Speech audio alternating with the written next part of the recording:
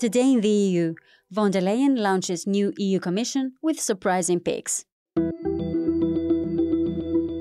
Commission President Ursula von der Leyen unveiled her proposed team of European commissioners, highlighting significant leadership changes. 6 executive vice presidents, including Finland's Henna Virkkunen and Italy's Raffaele Fitto, will oversee key policy areas. Von der Leyen emphasized gender parity, increasing female representation to 40%.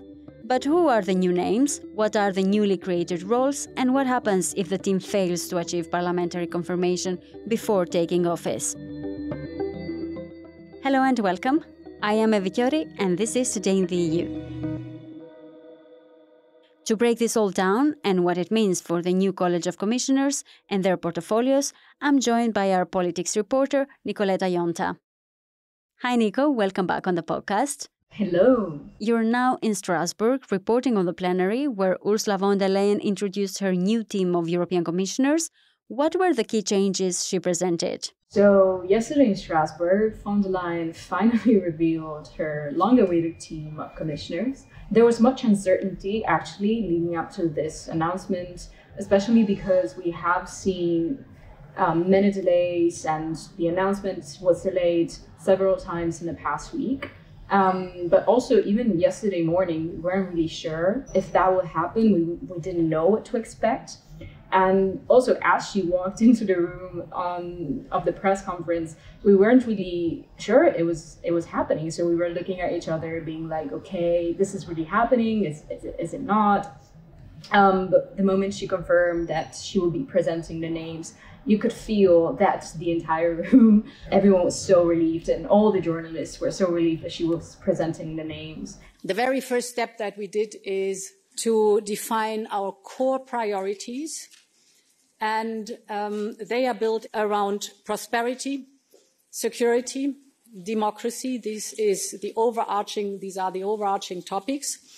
And this all happens against a backdrop of competitiveness that we need, competitiveness for the twin transitions, the decarbonization and the digitalization of our economies. And this is one of the main recommendations of the Draghi report: more fluid, more intertwined, more coordination of the different policies. As for the Commission, the whole Commission will be more in line with the new priorities. And von der Leyen also pointed out to the Draghi report as being this main driver for how the new Commission is structured and it's going to be structured.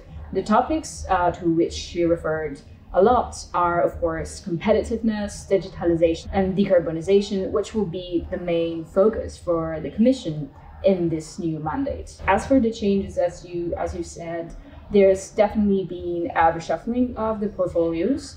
In fact, some are completely different from what we originally expected, I have to say. New portfolios were also created, such as the one assigned to Belgium's proposed commissioner, Hadja Labib, who will now oversee preparedness and crisis management, as well as equality. Then, of course, we're looking at a new complete kind of structure in terms of vice presidencies and executive vice presidencies, as vice presidents are no longer present. Each executive vice president will also have a portfolio to focus on, for which they will have to work with other commissioners. So in simple words, what affects security also affects the economy. What affects climate or environment also affects people, and vice versa, the business community, and you can go on with that. This is also the reason why this time we do not have the extra layer of vice presidents. So we have a leaner structure and a more interactive and interlinked structure.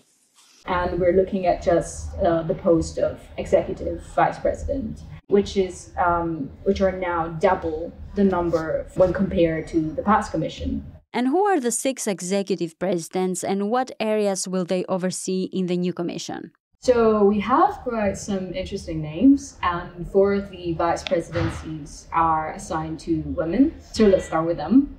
We have the much rumored name of Teresa Ribera. We know we talked about her a lot She is the candidate that was proposed by Spain. She is from S&D. She was part of the centrist government, and she will be now overseeing the green and digital transition portfolio, on top, of course, being the executive vice president of the Commission. And then, of course, we have Kaja Kallas, who was already selected last July to be EU's top diplomat. And of course, she will be dealing with issues regarding foreign affairs and security. And then the third executive vice presidency went to the Romanian candidate, Roxana Minzatu. She will be also in charge of the portfolio for people, skills, and preparedness. And then the fourth and last woman is the Finnish commissioner, Henna Virkkunen. Her portfolio will be related to tech, sovereignty, and democracy. And then we have the last two names that are the French commissioner and the Italian commissioner. As we know, there has been much drama regarding the nomination of the French commissioner, but I know you already covered that extensively. Just on Monday, we knew that Stéphane Séjourné will be nominated by France after the resignation of Thierry Breton, which was the current commissioner for France. And he publicly accused von der Leyen of offering better portfolios to countries that will withdraw the name that was proposed and propose a woman instead. He publicly accused von der Leyen on Twitter, and he posted his resignation letter. And then, of course, we have Raffaele Fitto, which is the Italian candidate. He comes from Meloni's party, Fratelli d'Italia. He's, of course, not certainly well received by every single party on the political spectrum because of that. We know that his nomination created quite some tensions, but this will be presented as a big win internally. And Giorgia Meloni would do so because even though her party didn't support von der Leyen, she ended up getting a very important role in this new commission, and no one was really expecting that. And that's why people will have much to say. It is also important to see that the former executive vice president from the last mandate got demoted. In fact, Slovakia Šenković and the Latvian commissioner Dombrovskis got demoted. They're not executive vice presidents. And then also Commissioner Suica, which was the commissioner for Croatia, and she got confirmed again in this commission. She used to be the vice president. Of course, we don't have vice presidents anymore. She did not get the executive vice presidency, so she will be just in charge of the Mediterranean portfolio, and she will not play a higher role. What are some of the newly created roles within the Commission, and why are they significant? I think we can talk about priorities and responsibilities in some sense, as when we look at the names for the portfolios, they're approximately the same. We have seen some rephrasing. But as I mentioned before, the one assigned to Belgium's proposed commissioner is a new portfolio, which will be assigned, of course, by Hadja Labib. And we're talking about the portfolio that concerns preparedness and crisis management. She will also be in charge of equality. And then we have, as I mentioned before already, the Commissioner for the Mediterranean, which is a completely new role and is now assigned to Croatia's commissioner. And then we have the Commissioner for Housing, which is a new role. And this was something that the socialists really wanted, and they campaigned for it. And we ended up getting a Commissioner for Housing in this new mandate. So what steps must the nominated commissioner take before officially assuming their roles? Every commissioner will now have to go through parliamentary grilling, and they will have to face tough hearings to be confirmed.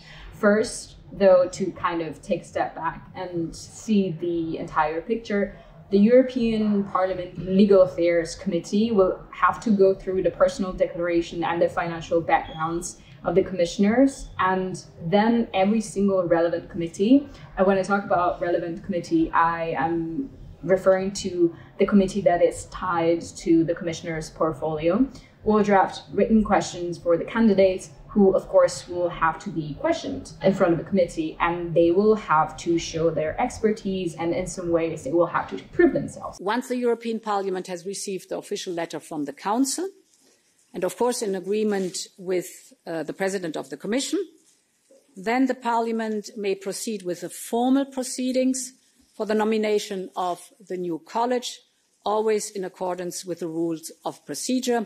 And then, of course, the parliament can reject the names if those hearings, they don't go well. This is something that happened before. The hearing process in 2019 led to the rejection of the candidates that were proposed by France, Romania, and Hungary. Personally, I think that the candidates that we will be following closely, because they're kind of at risk of having very, very harsh hearings, are for sure Raffaele Fitto from Fratelli d'Italia, which, as I said, is the Italian nominee. And then, of course, Hajj Labib, because of her record as foreign affairs minister. And then, of course, we also probably going to see the names of the Croatian commissioner and the Hungarian commissioner as well. Now, you already mentioned that there are 4 women within the 6 executive vice presidents, and the topic of gender balance has been one that we've discussed extensively. So how does the gender balance of the proposed college compare to the previous one? And what challenges did von der Leyen face in achieving parity? So this was one of the issues that allegedly delayed the entire process. In fact, initially only 4 women were proposed, but now we're looking at a college that includes 11 women.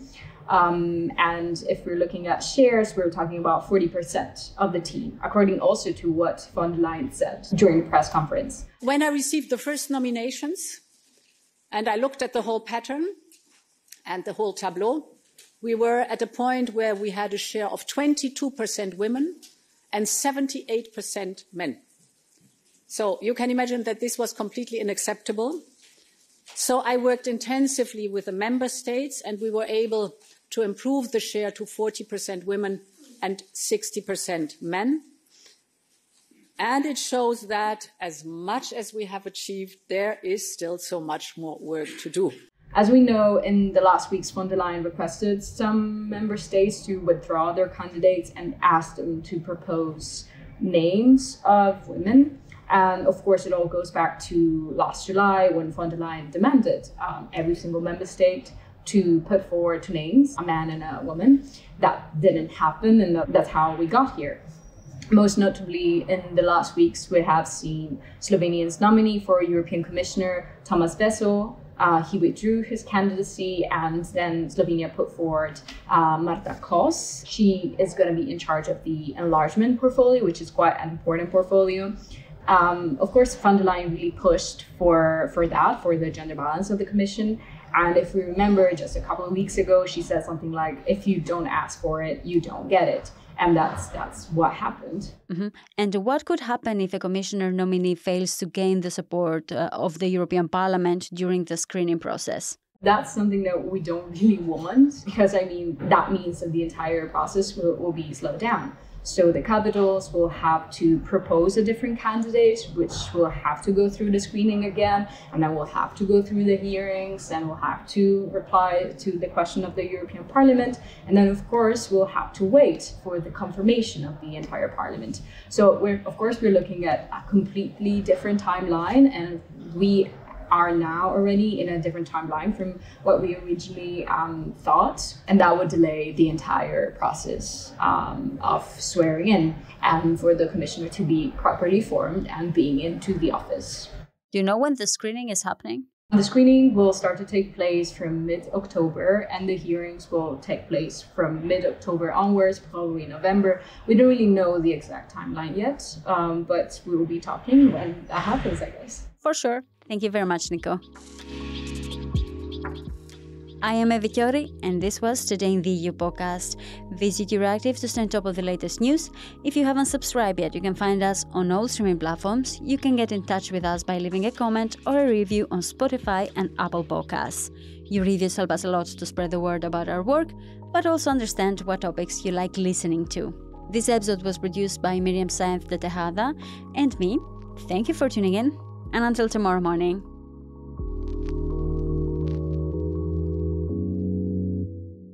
As part of our commitment to accuracy, inclusion and transparency, Euractiv is part of the Trust Project.